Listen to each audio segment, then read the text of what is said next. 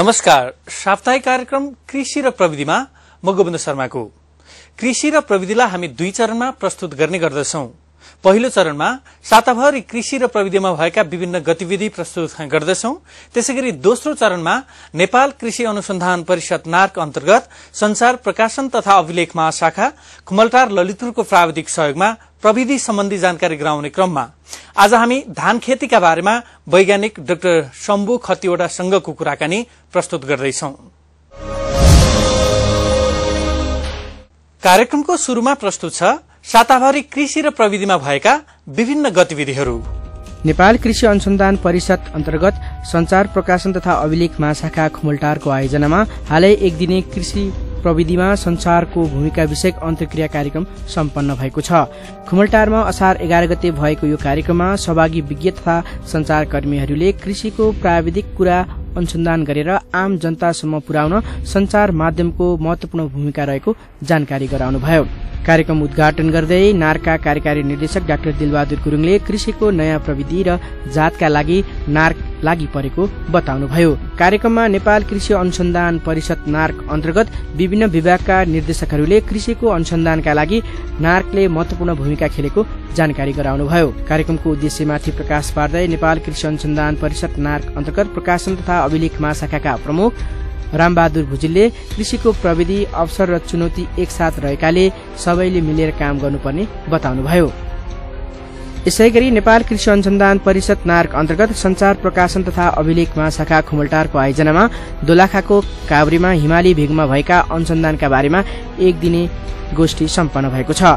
दोलखाको काभ्रेमा असार 6 गते सम्पन्न यो गोष्ठीमा नेपाल कृषि अनुसन्धान परिषद नार्क अन्तर्गत संचार प्रकाशन तथा अभिलेख महाशाखाका प्रमुख रामबहादुर भुजेल, वरिष्ठ वैज्ञानिक मनोज कुमार ठाकुर, वरिष्ठ वैज्ञानिक भीमनाथ अधिकारी लगायतले अनुसन्धानको महत्वबारे प्रकाश पार्नुभयो। कार्यक्रममा स्थानीय कृषक लगायत अन्य सरकारवालाहरूको उपस्थिति रहेको थियो।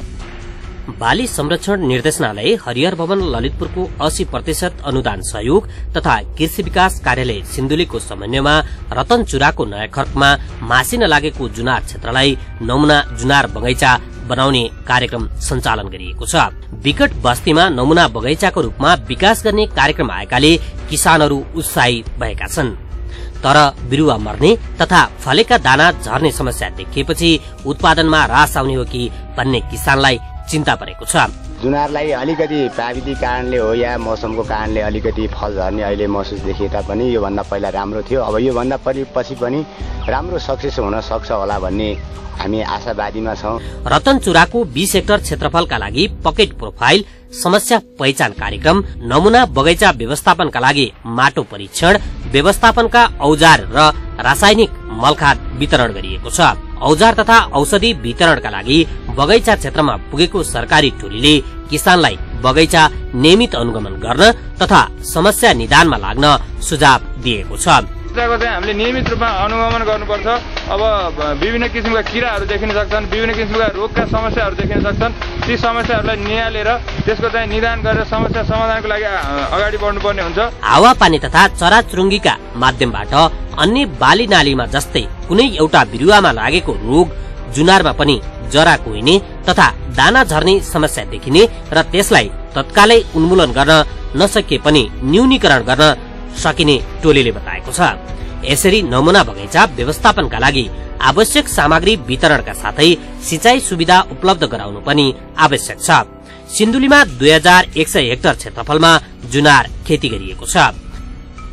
वन मन्त्रालयले 12 वन साझेदारी वन व्यवस्थापन समितिको कार्ययोजना 2068 साल मंसिर महिनामा स्वीकृत गरेको थियो। बितेको 2 वर्षसम्म साझेदारी वन व्यवस्थापनको काम ढलेका रुख संकलन गर्नेमा मात्रै सीमित रह्यो। चालू आर्थिक वर्षमा भने जिल्ला वन कार्यालयले साझेदारी वन व्यवस्थापनलाई तीव्रता दिने भएको छ, जस अन्तर्गत साझेदारी वन क्षेत्रको 20 हेक्टरबाट विभिन्न जातका 1618 रुख काट्ने तयारी गरेको छ। कार्यालयले साझेदारी वनको 20 हेक्टर क्षेत्रफलबाट 4 वटा खण्डमा विभाजन गरेर काट्नुपर्ने रुखको पहिचान गरिसकेको वरिष्ठ वन अधिकृत श्याममोहन लाल दासले बताए। र 4 उपखण्डहरू मध्ये प्रत्येक उपखण्डको क्षेत्रफल चाहिँ 20.25 हेक्टेयर छ र यसमा चाहिँ प्रत्येक कुनामा 200 मिटर बाई 200 मिटर एरिया छुट्याएर त्यसमा भएका रुखहरूको एक रुखको जीपीएस लोकेसन लिएर हटाउनु पर्ने रुख र राख्नु पर्ने माउ रुख चाहिँ हामी त्यहाँ मार्किङ गरेका छौं, छुट्याएका छौं। बारावन साझेदारी वन व्यवस्थापन समितिको कुल क्षेत्रफल 1407 हेक्टर छ। उत्तरमा चुरेको फेदी र दक्षिणमा पूर्व पश्चिम राजमार्गसँग जोडिएको वन क्षेत्र कैलालीको महत्वपूर्ण वन हो। चालू आर्थिक वर्षमा साझेदारी वनबाट 74,320 क्युबिक फिट काठ संकलन हुनेछ। साझेदारी वन व्यवस्थापन अन्तर्गत रुख कटानीमा मात्रै वन कार्यालयले 1 करोड़ 2 लाख रुपियाँ खर्च गर्दैछ। कार्यालयले काठ दाउरा बिक्री गरे बापत 5 करोड़ रुपियाँ भन्दा बढ़ी आमदानी हुने बताएको छ। तर आमदानी हुने नाममा जिल्लाकै महत्वपूर्ण वन क्षेत्र कटानी गर्ने कार्यालय भने धेरैले सकारात्मक रूपमा लिएका छैनन्। स्थानीय बासिन्दाले वन व्यवस्थापनका नाममा जिल्ला वन कार्यालयले वन मास्ने योजना बनाएको आरोप लगाएका छन्। भर्खरै प्रस्तुत गर्यौं साताभरि कृषि र प्रविधिमा भएका विभिन्न गतिविधिहरू।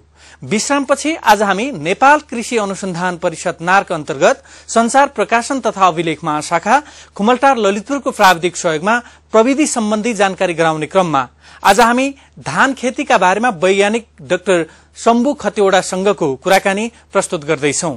यो कार्यक्रम तपाई युट्युबमा पनि हेर्न सक्नुहुन्छ।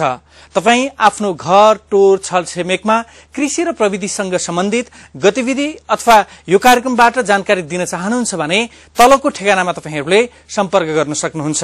विश्रामपछि पुनः हामी उपस्थित हुनेछौं। हिमालय टेलिभिजन हेर्दै गर्नुहोला।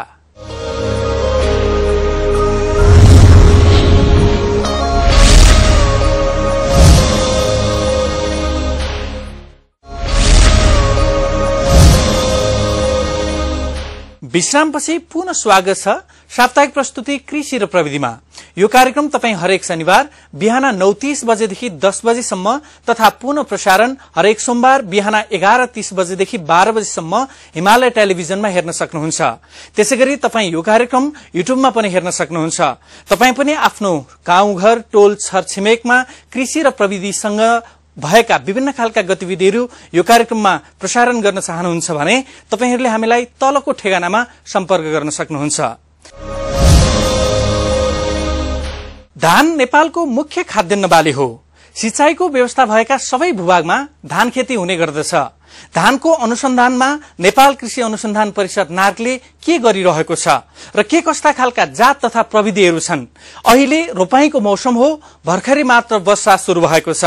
कतै डुबान्त कतै वर्षा नभएको कारणले गर्दाखेरि खडेरीको सामना नेपाली कृषकहरूले गरिरहेका छन्। आज हामी यिनै विषयवस्तुसँग नजिक रहेर नेपाल कृषि अनुसन्धान परिषद नार्क कृषि वनस्पति महाशाखाका प्रमुख डाक्टर शम्भु खतिवड़ासँगको कुराकानी प्रस्तुत गर्दैछौं। डाक्टर साहब नमस्कार, यहाँलाई स्वागत छ। धन्यवाद। आराम हुनुहुन्छ? आराम छु। आज हामी एउटा महत्वपूर्ण विषयसँग नजिकिँदै कुराकानी गर्दैछौं। धान उत्पादन बढी भयो भनेदेखि देशको आर्थिक अवस्था उकालो लाग्छ र यदि धान उत्पादन कम भयो भनेदेखि देशको अवस्था अथवा आर्थिक अवस्था ओह्रालो झर्छ। यही तथ्यबाट यो प्रस्तुतिको यो छलफलको क्रमलाई अगाडि बढाउँ जस्तो लाग्छ। अहिलेको संकेत के छ? उत्पादन अलिकति बढी हुन्छ जस्तो छ अथवा मौसमी विभिन्न कारणले गर्दाखेरि उत्पादन कम हुन्छ जस्तो छ, के छ?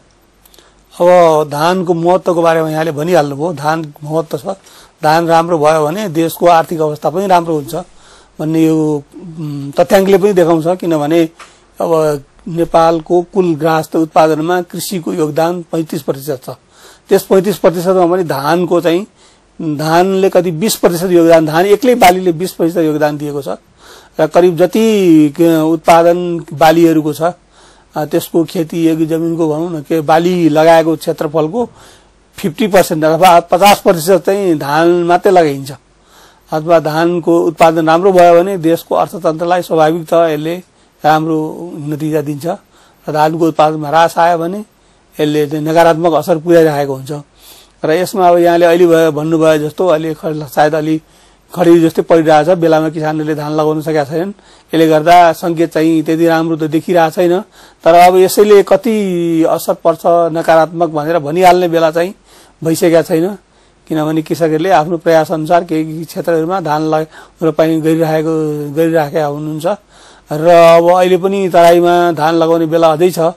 है।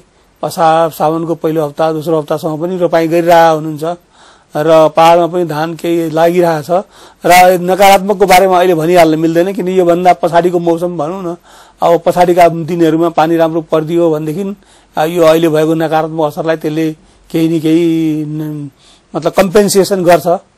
कम्पेन्सेसन गर्ने भए हुनाले अहिले नकारात्मक अवस्थाको बारेमा भनिहाल्न अवस्था चाहिँ छैन।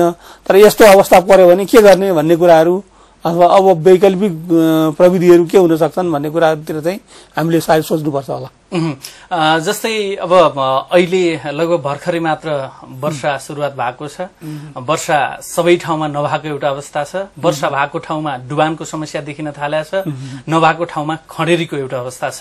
नेपाल कृषि अनुसन्धान परिषद नार्कले चाहिँ यी यस्ता खालका समस्याहरूबाट जुझ्नको लागि के कस्ता खालका प्रविधिहरूको विकास गरेको छ अलिकति बताइदिनुहोस् न। अब धानको लागि कस्तो प्रविधि विकास गरेको छ भन्नुपर्दा धानको अवस्था कस्तो, नेपालमा धान खेतीको कतिवटा प्रकारहरू छन् अथवा धान खेती कस्तो रूपमा गरिरहँदैछ भन्ने कुरा बुझ्नु जरुरी छ। नेपालमा धान खेती केही सिंचित अवस्था छ। धान खेतीको किसिमहरू भनौँ न, अहिले सिंचित अवस्थामा 2 बाली धान पनि लगाइन्छ। तराई भित्री मधेस क्षेत्रमा 2 बाली धान लगाइन्छ, बर्खे खेती गरिन्छ। अब बर्खेमा चाहिँ तपाईँको सिंचित क्षेत्र पनि छ र असिंचित क्षेत्र भन्नाले अब वर्षाको पानीको भरमा मात्रै खेती लगाइने धान लगाइने क्षेत्रहरू छ। कति ठाउँमा घैया खेती छ है, र मध्य पहाडकै केही क्षेत्रहरूमा घैया खेती पनि छ। र त्यो असिंचित खेत हो भन्नाले तराई धेरै जसो भाग चाहिँ 70% धान खेती तराईमै हुन्छ, मोटामोटी 70%। र त्यसको बाँकी रहेको 30% मा 25-26% मध्य पहाडमा, त्यसको 4% जति उच्च पहाडमा लगाइन्छ। भन्नाले मुख्य रूपमा धान बाली तराईमा गरिन्छ र तराईमा चाहिँ पहिलो बाली अब अहिलेसम्म परिषदले गरेको उपलब्धि के हो भन्दाखेरि 2 बाली धान हुने क्षेत्रको लागि चाँडो पाक्ने जातहरूको धानको विकास गरेको छ है। चाँडो पाक्ने जातमा तपाईँको चैते 2 भयो। अब पहिलो बाली मैले चाँडो पाक्ने जात भन्नाले अब चैते 2 हर्दिनाथ 1 यो जातहरू तपाईँले चैते खेतीको रूपमा लगाउन सक्नुहुन्छ।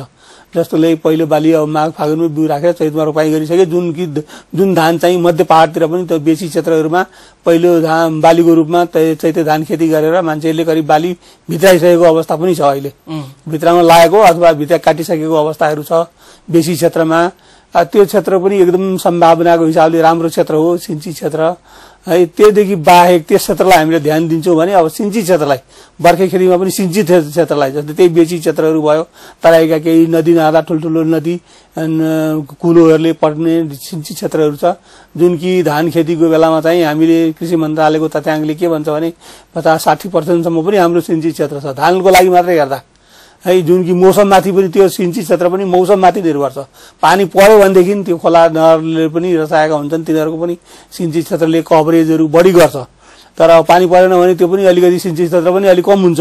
त 50-60% धानको लागि चाहिँ अरू क्षेत्रमा वर्षभरि हिसाब गर्दाखेरि त अब सिंचित क्षेत्र हाम्रो जमिनमा कति 35-40% मात्रै बनिन्छ। तर धानको हिसाबले हेर्दा 50-60% सम्म पनि सिंचित क्षेत्र छ र त्यो पनि अब यो कम वर्षा भयो भने त अलिअलि असर पुर्याउला।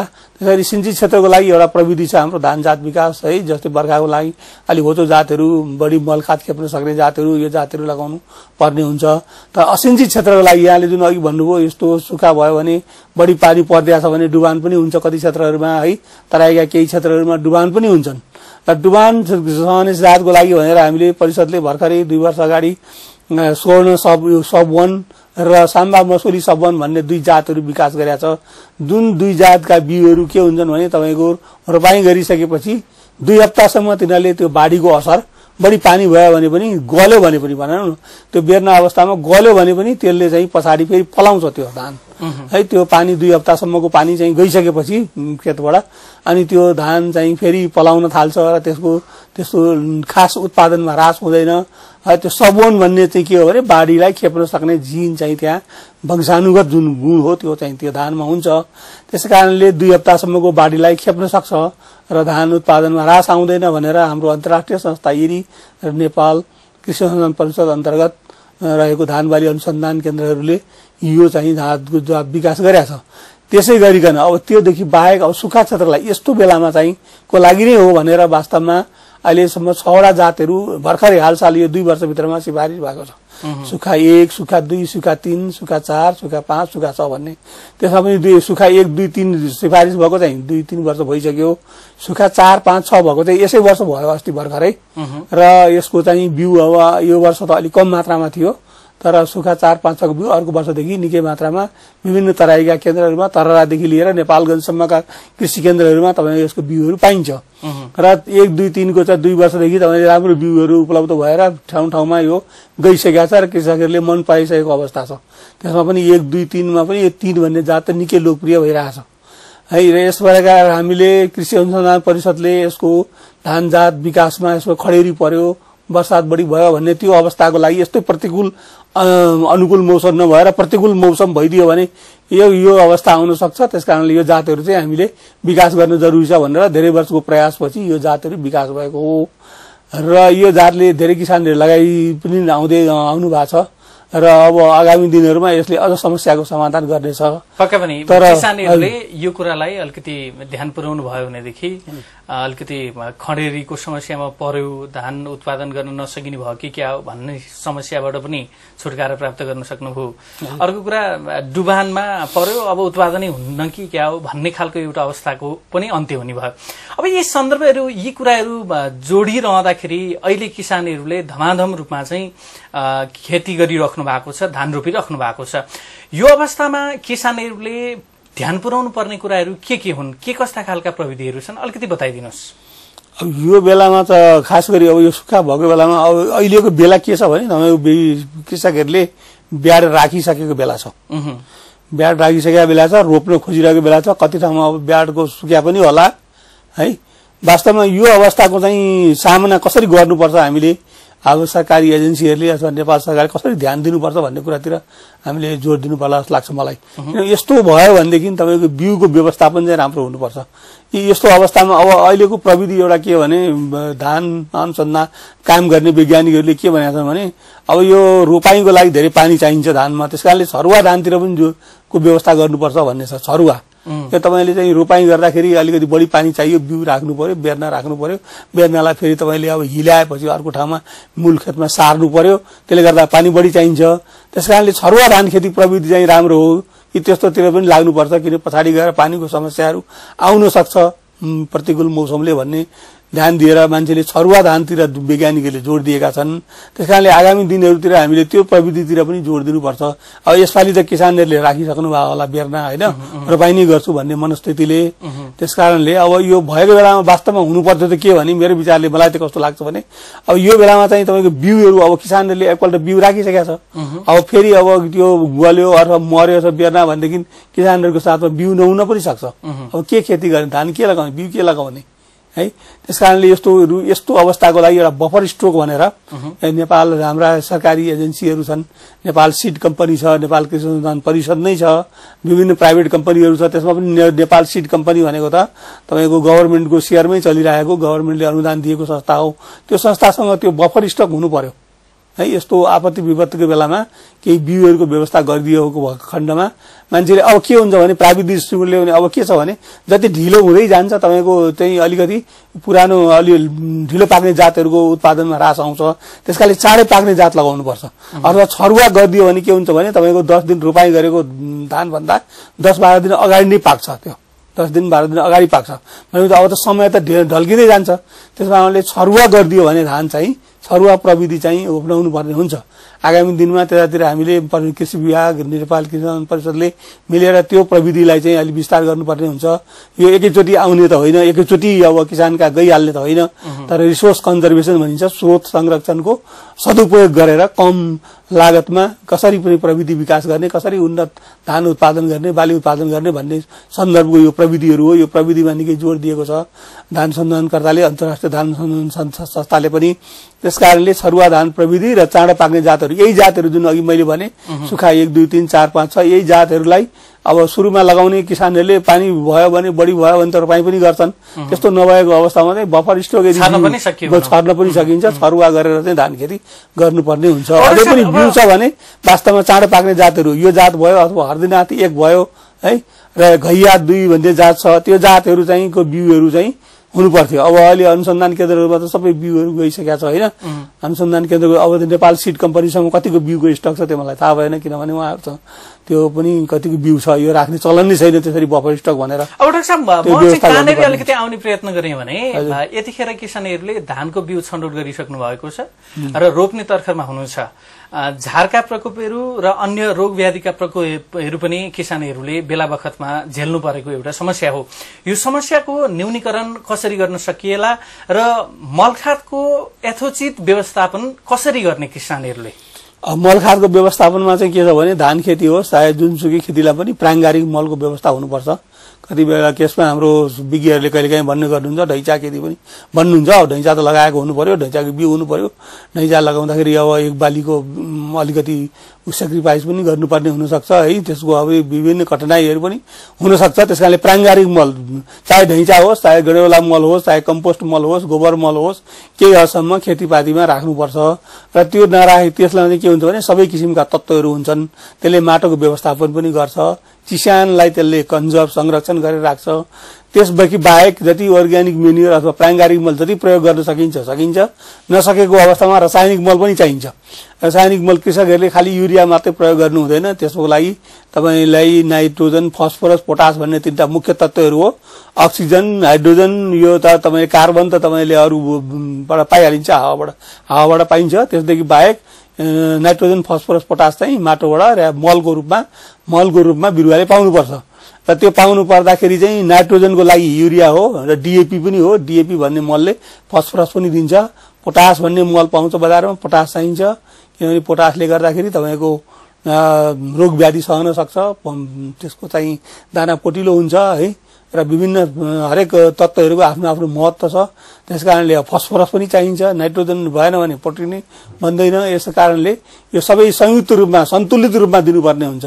जस्तै मैले भन्न खोजेको के भने डीएपी सुरुकै अवस्थामा अपरोपाई गर्नु बेलामा डीएपी चाहिन्छ, जुन कि तपाईलाई 4 किलो जति एक रोपनीमा 4 किलो जति चाहिन्छ एक रोपनीमा है, र त्यो रोपनी चाहिँ सुरुमै रोपाईको बेलामा नै दिनुपर्छ।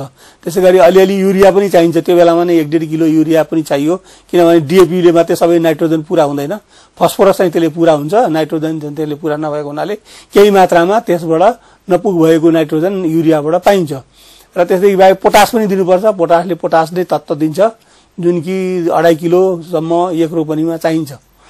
यति 2-3टा दिएको अवस्थामा बोटलाई धानको बोट राम्रोसँगले फस्टाउँछ, उत्पादन राम्रो हुन्छ। मलखाद नदिकन धानको उत्पादन राम्रो लिन सकिँदैन। र सम्भाव जति क्षेत्र जति सम्भावना जति उत्पादनको सम्भावना छ, जुन क्षमता छ कुनै पनि जातहरूको 5-6 टनसम्म 50-60 क्विन्टल प्रति हेक्टर अथवा 20 रोपनीमा त्यति उत्पादन दिन्छ भनेदेखि अब त्यो मल दिएन भने त्यसको उत्पादन त पुरै आधा पनि हुँदैन, आधै भएर जान्छ। त्यसकारणले यो सन्तुलित मात्रामा मल खाद दिनु पनि किसानहरूले जान्नु पर्यो। झार व्यवस्थापन कसरी गर्ने? र झार व्यवस्थापन त अब किसानहरूले अब म दबाईको नाम भनौँला, छन् दबाईका नामहरू, तर अब दबाईको नाम भन्दा पनि किसानहरूले अहिले यस्तो अवस्थामा अब जेनरली अब कि चाहिँ खेतको अब जोताई राम्रो गर्यो भने पनि झारको व्यवस्थापन राम्रो नियन्त्रण हुन्छ। त्योदेखि बाहेक म्यानुअली नै हातले नै उखेलेर फ्याँक्ने गरेको अवस्था छ। अब छरुवा धान भएको यस्तो सुक्खा लाग्यो पानी कम भयो भने झारपात पनि हुन्छ, त्यसको लागि ब्युटाक्लोर भन्ने दबाई छ। अब त्यो छरुवा धानको लागि चाहिँ अथवा रोप्ने बित्तिकै 3-4 दिनभित्रमा ब्युटाक्लोर पनि छर्ने गरेको पाइन्छ, तराईतिर ब्युटाक्लोर भन्ने दबाई पनि छ। र अब त्यो झारपातको किसिम हेरेर हुन्छ, त्यसरी चाहिँ व्यवस्थापन गर्ने। डाक्टर साहब, हामी लगभग कार्यक्रमको अन्तिमतिर पनि छौं। यो छलफल गरिरहँदाखेरि तपाईसँग यो कुराकानी गरिरहँदाखेरि आम कृषक दाजुभाइ दिदीबहिनीहरूका लागि सन्देश चाहिँ के हो? अब यसको लागि चाहिँ वास्तवमा कृषक दाजुभाइहरूले के भनेदेखि अब हाम्रो विभिन्न नेटवर्क छ वास्तवमा, अब है कि जिल्लामा कृषि विकास कार्यालयहरू छ, नजिकैका कृषि केन्द्र फार्महरू छन्, त्यो सँगैको प्राविधिकहरूसँग बेला बेलामा सम्पर्क गर्नु पनि एउटा कृषकको लागि ठुलो एउटा नितान्त एउटा कर्तव्य भनौँ न, अथवा एउटा चाहिँ आवश्यक क्रिया हो त्यो वास्तवमा। कृषकहरूको लागि एउटा सन्देश पनि हो मेरो तर्फबाट भनौँ न, कृषकहरू त्यो सम्पर्क चाहिँ गर्नुपर्छ। त्योदेखि बाहेक कृषकहरूले समयमै त्यसको खेती गर्नुभन्दा पहिले त्यसको के रहेछ भनेर जानकारी लिने, जात सम्बन्धी जानकारी, यसको बिउको व्यवस्थापन हुनुपर्ने, बिउको छनौटको व्यवस्थापन हुनुपर्ने सुरुमै त्यो पहिले नै गरिसक्नुपर्ने हो। अब कति गर्नु भएन हैन, र यसो समस्या पर्दाखेरि प्राविधिकहरूसँग आएर सम्पर्क गर्नुपर्ने एउटा आवश्यकता हो कृषकहरूको, किनभने सबै कुरा एउटै भेटमा एउटै मेसेजमा जान सक्दैन र त्यो एउटा राम्रो कुरा हो। र प्रविधिहरू केही छन् हामीसँग नभएको होइन र प्रविधिको यथोचित त्यसको प्रचार प्रसार हुन पाएको छैन र त्यसका लागि प्राविधिक अथवा फार्महरूसँग सम्पर्क गर्नुपर्ने हो। कृषकहरूले त्यो गर्नु चाहिँ मेरो विचारमा जरुरी छ र खालि त्यो एग्रोभेटहरूसँग मात्रै सम्पर्क गरेर हुँदैन र बिउको व्यवस्थापन हुनु जरुरी छ। हाम्रो सरकारी निकायहरूले चाहिँ बिउको व्यवस्थापन गरिदिनु पर्नेछ। अहिलेसम्म धान खेतीको तपाईँ कति उन्नत जातले ढाकेको क्षेत्रफल चाहिँ हामी 90% भन्छौँ, तर उन्नत बिउ चाहिँ वर्षभरिमा किसानहरूले कति चेन्ज गर्दा रहेछन्, बिउ चाहिँ कति साट्दा रहेछन् भनेदेखि 10% मात्रै। भनेको मतलब त्यत्रो 80% बिउ त किसानको आफ्नै स्रोतबाट चलिरहेको छ। भनेको मतलब के हो भने, त्यो भन्नुको मतलब के हो भने किसानहरूले पुरानो बिउहरू प्रयोग गरिराख्नु भएको छ। बिउ त नयाँ जात त लगाउनु भएको छ, तर बिउ चाहिँ पुरानो गर्नु भएको छ, जुन कि त्यति उत्पादनको दृष्टिकोणले त्यो राम्रो होइन र हानिकारक नै छ। त्यसले त्यो भन्दा बिउ पनि राम्ररी अझै वर्ष पछि कम्ती पनि 20-25% बिउ चाहिँ किसानहरूले त्यसलाई चाहिँ प्रत्येक वर्ष प्रतिस्थापन गर्नु पर्थ्यो अथवा बदल्नु पर्थ्यो। त्यसो गरेको खण्डमा चाहिँ उत्पादनमा बढिदिन सकिन्छ। हवस् त डाक्टर साहब, यो समय र यो संवादका लागि यहाँलाई धन्यवाद दिन चाहन्छु। हवस्, धन्यवाद। मेरो तर्फबाट यहाँले यो चाहिँ आफ्नो टेलिभिजन र एफएम कार्यक्रमहरूमा मलाई पनि डाकेर यो मौका दिनुभयो, यसको लागि यहाँलाई धन्यवाद दिनु। उहाँ हुनुहुन्थ्यो नेपाल कृषि अनुसन्धान परिषद नारका कृषि वनस्पति महाशाखाका प्रमुख वरिष्ठ वैज्ञानिक डाक्टर शम्भु खतिवड़ा। उहाँसँग हामीले धान खेतीका बारेमा कुराकानी गर्यौं। यो कुराकानीसँगै हामी कार्यक्रमको अन्तमा आइपुगेका छौं। तपाईलाई यो कार्यक्रम कस्तो लाग्यो हामीलाई सल्लाह सुझाव र प्रतिक्रिया दिन सक्नुहुन्छ। त्यसका लागि हामीलाई तलको ठेगानामा तपाईहरुले सम्पर्क पनि गर्न सक्नुहुनेछ। यसैगरी तपाई आफ्नो गाउँघर टोल छर छिमेकमा कृषिमा भइरहेका विभिन्न खालका गतिविधिहरू तपाईहरुले हामीलाई दिन चाहनुहुन्छ भने पनि तपाईहरुले यो ठेगानामा सम्पर्क गर्न सक्नुहुनेछ। अर्को साता अन्य विषयवस्तुको साथमा उपस्थित हुनेछौं। हिमालय टेलिभिजनका लागि नेपाल कृषि अनुसन्धान परिषद नार्क, संचार प्रकाशन तथा अभिलेख महाशाखा खुमलटार ललितपुरको आर्थिक सहयोगमा ए क्रिएटिभ मुभी मेकर्स प्रालीको साप्ताहिक प्रस्तुति कार्यक्रम कृषि र प्रविधिबाट कार्यक्रम निर्माता निमेश अधिकारी लगायत कार्यक्रम युनिटका सम्पूर्ण टिमसँगै म गोविन्द शर्मा पनि बिदा हुन्छु। बिदा दिनुहोस्। नमस्कार।